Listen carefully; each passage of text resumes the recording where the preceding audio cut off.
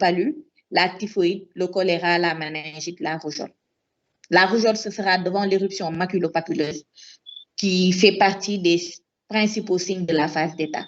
Donc, le diagnostic virologique, on ne revient pas dessus, ça a été présenté au départ, détection de l'ADN, de l'antigène de surface ou bien faire la sérologie. Mais le TDR est possible. On utilise des tests tels que l'Esiscreen et le Ribov Antigène Rapid Test Kit qui sont disponibles et qui ont été mis en place pour Ebola. Donc, ces tests sont très performants avec 92% de sensibilité et le délai est très rapide en 15 minutes. Les échantillons, ce sera le sang, le plasma ou les urines. Donc, pour le traitement, même chose, c'est information, éducation, communication. Donc, c'est essentiellement la prévention pour éviter que l'épidémie ne s'installe. Mais une fois que l'épidémie est là, c'est les soins de soutien.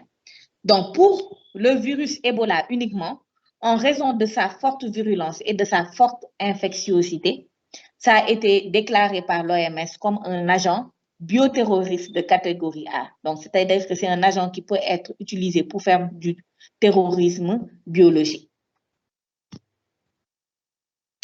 Ensuite, on a le virus Marburg, dont la première épidémie a eu lieu en 1967. Et malheureusement pour ce virus, il a eu lieu dans un laboratoire où une production de vaccins s'effectuait. Donc, ça a eu lieu dans les villes de Marburg, ensuite à Francfort et puis à Belgrade.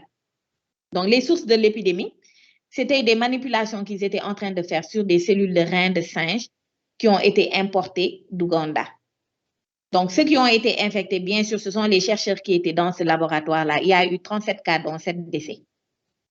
Après cela, il y a eu des épidémies au Zaïre en 2000, au Kenya, en Angola, en Ouganda récemment, il n'y a pas longtemps, en 2017, et en Éthiopie. Le réservoir de virus, c'est toujours la chauve-souris qui ne fait pas la maladie et les animaux sauvages qui excrètent le virus dans les fluides qui, eux aussi, pour le Marburg, ne vont pas faire la maladie.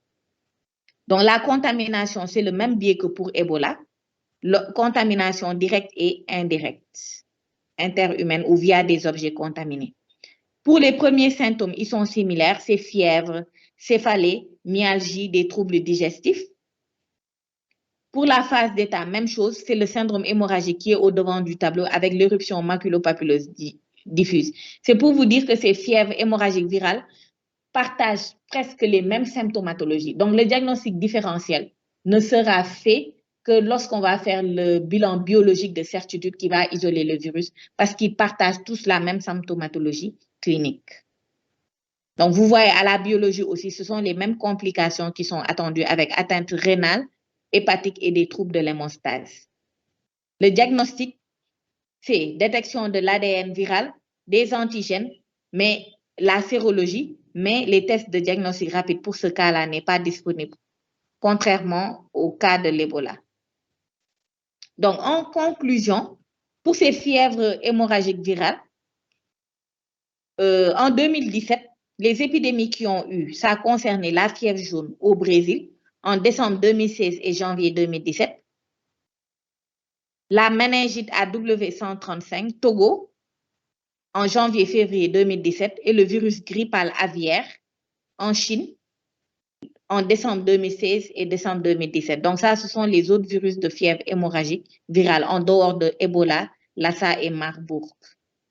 Donc en conclusion, pour ces virus qui sont responsables d'une létalité qui est très élevée et dont l'infectiosité aussi est très élevée, ça nécessite une étroite collaboration entre le personnel médical, les travailleurs en zone rurale, mais également les autorités sanitaires qui doivent déployer de grandes mesures pour pouvoir éviter ces épidémies-là.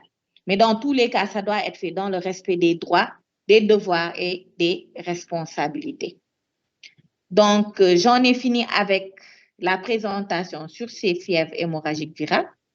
Maintenant, est-ce qu'il y a des questions sur ces deux présentations?